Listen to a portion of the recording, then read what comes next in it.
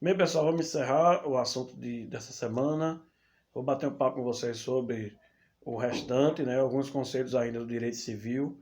Espero que todos eles sejam bem fixados na mente de todos, que é muito importante entender o direito civil.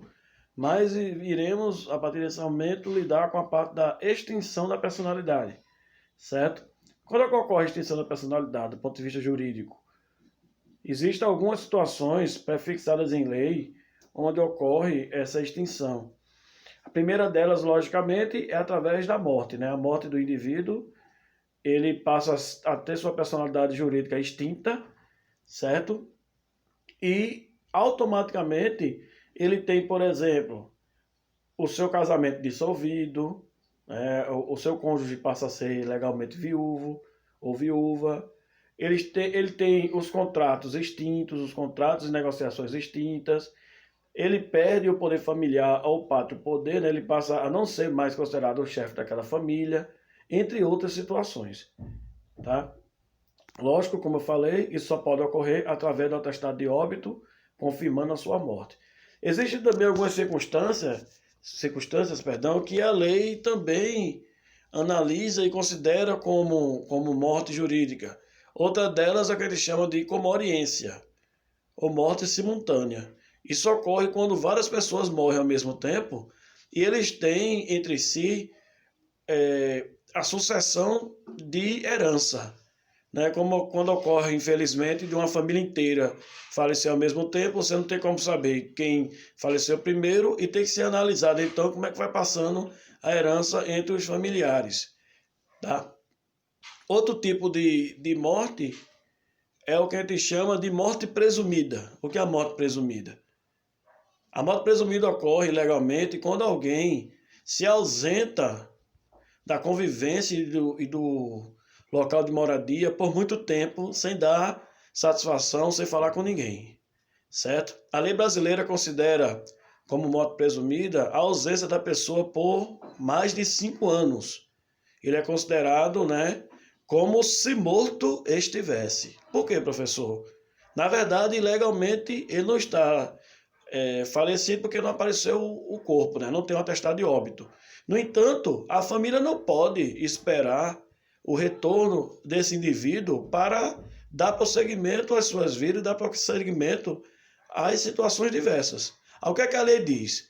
Enquanto ele estiver ausente, o juiz ou a autoridade vai autorizar alguém da família para tocar os seus negócios, para fazer a representação dele em relação aos negócios efetuados.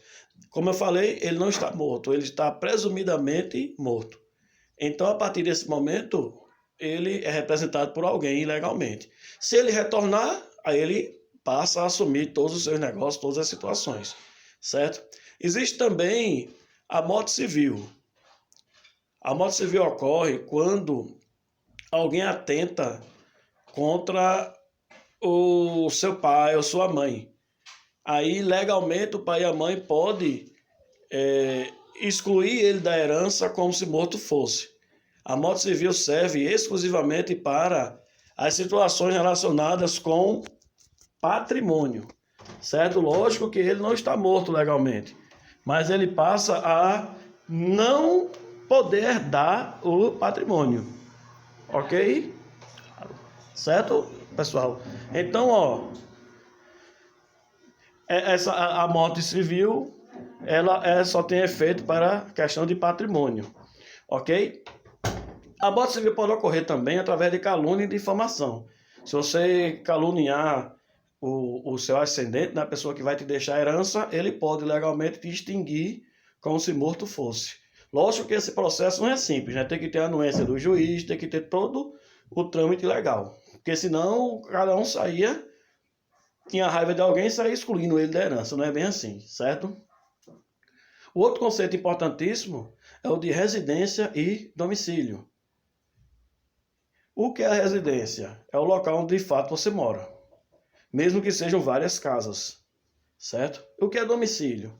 É onde a justiça te encontra. É o local prefixado onde todos os efeitos jurídicos ou as instâncias jurídicas te encontram o caso necessário. Então, na maioria das vezes, a sua residência é a mesma coisa do domicílio. Mas tem algumas situações legais que isso é diferente, como, por exemplo, a pessoa que trabalha num circo. Ele tem a casa dele, a família dele, né? Às vezes no próprio circo, mas às vezes ele tem a sua residência fixa. Mas juridicamente, o domicílio dele é onde o circo estiver. Onde o circo estiver, naquele momento é considerado domicílio dele.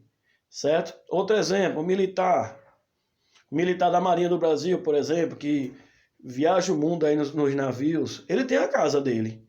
Mas é mais fácil a justiça encontrar ele no porto onde o navio está matriculado do que em sua residência. Então, passa a ser esse o seu domicílio. Certo? Vocês deem uma olhada na apostila que tem outros exemplos interessantes. E por último, não menos importante, emancipação civil. O que é emancipação? Emancipação é quando você legalmente passa a ser considerado capaz, juridicamente, antes dos 18 anos. Existem algumas situações que a lei autoriza que você, mesmo antes dos 18 anos, seja considerado totalmente capaz. Certo? Exemplos disso, casamento, passar no concurso público, abrir uma empresa, né? Por ordem do juiz, por autorização dos pais, entre outras situações, tá? Agora, lógico, né? Tudo isso tem que ser autorizado pela autoridade competente, ok? Nas próximas aulas, nós vamos trabalhar o direito comercial, vou fazer um breve resumo, já que vocês fizeram a pesquisa, e eu vou mandar uma atividade para vocês, provavelmente na semana que vem, sobre o direito administrativo, para a gente encerrar essa parte e entrar com o que a gente vai trabalhar até o final do ano, que é o direito trabalhista. Espero que eu tenha sido claro, espero que vocês tenham entendido os conceitos. Essa última aula que eu não utilizei do slide, uma vez que o conceito eram poucos conceitos. Dê uma olhadinha na apostila. Aliás, estudem a apostila sempre, que aquilo é muito importante. Ela é muito importante para o seu desenvolvimento como profissional. E um grande abraço, tudo de bom, até a próxima. Tchau, pessoal.